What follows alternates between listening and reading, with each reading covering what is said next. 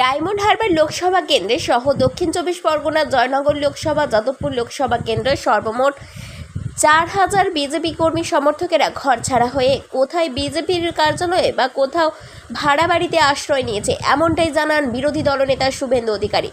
এছাড়াও তিনি পুলিশ বনাম বিজেপির কর্মীদের লড়াই হয়েছে, এখানে যারা আশ্রয় নিয়েছে তারা কি সর্বহারা, তাদের সংসার আছে, তারা কেন এই গরমে প্লাস্টিকের ওপর শোবে, এই ধরনের বক্তব্য রাখেন। ভয়ঙ্কর সন্ত্রাস হচ্ছে, 15,000-এর বেশি কর্মী ঘর ছাড়া হয়েছে।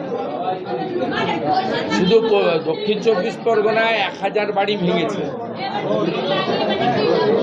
প্রায় 500 থেকে 600 দোকানদার তালা লাগানো আছে, ক্যানিং থেকে শুরু করে ফলতা হয়ে বিষ্ণুপুর পর্যন্ত।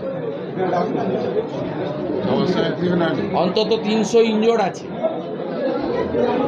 কলকাতায় বসে বুঝতে পারবেন না কি করেছে, কন্টিনিউয়াস কি করছে। আমি এদের তেল সাবানের ব্যবস্থা করছি, কেমন আছে খোঁজ নিচ্ছি। আপনি অবাক হয়ে যাবেন, ক্যানিংয়ে আমাদের কর্মী বলল জলের লাইন আটকে দিয়েছে কাল থেকে। তাল জল খেয়া দয়াতে একটা পাড়া বলল ইলেকট্রিক অফ আছে, 4 দিন দুটো কেটে দিচ্ছে। এ কোন সভ্য সমাজে বসবাস করছি আমরা?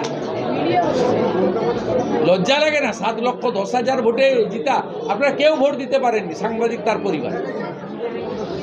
আপনাদের নিজেদের অভিজ্ঞতা ফেসবুকে লিখছেন না কেন? কি ভয় করেন আপনারা? মৃত্যু তো একদিন হবে, মৃত্যু তো দুবার হবে না। কোনো সাংবাদিকের পরিবার ভোট দিতে পারেননি আপনারা ডায়মন্ড হারবারে। হয়তো ওনাকেই দিতেন, লক্ষ্মীর ভাণ্ডারে জয়গান গাইতে গাইতে হয়তো দিতেন কেউ, কিন্তু তাকে সে সুযোগও দেননি। কোনো লোক ভোট দিতে পারেন।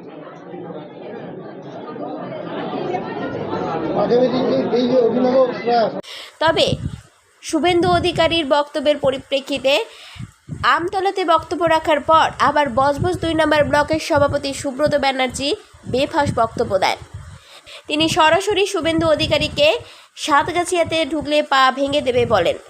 শুনে নেব আমরা সেই বক্তব্য। আজকে শুভেন্দু অধিকারী আমতলা এসেছিল, এসে বাঁশি হারিয়ে চ্যাটে পুরীতে এসেছিল হাওয়া গরম করার জন্য। অভিষেক বন্দ্যোপাধ্যায় সুমিত রায় নামে যাতা বলেছে, নন্দদুলাল ভন্দদুলাল করে বেড়াচ্ছে।